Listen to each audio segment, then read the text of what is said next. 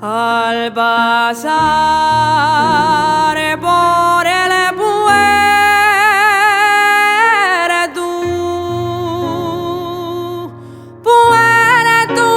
Pallares,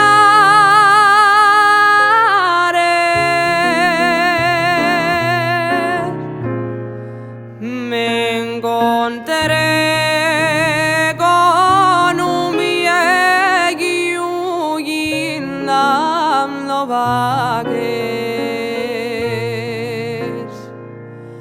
Y yo como era tan viejo,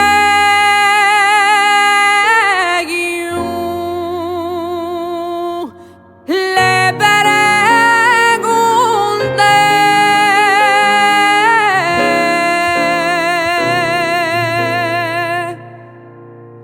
si quiere dormir la siesta.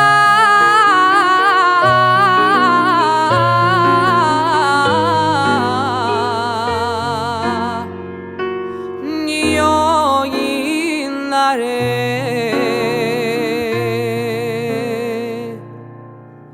Y el viejo muy ufano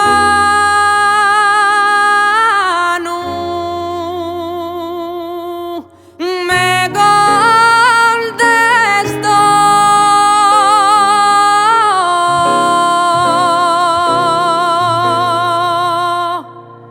les vaques de mi casa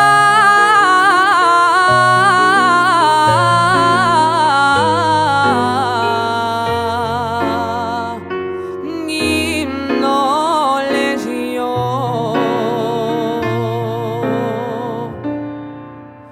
Molinera, molinera,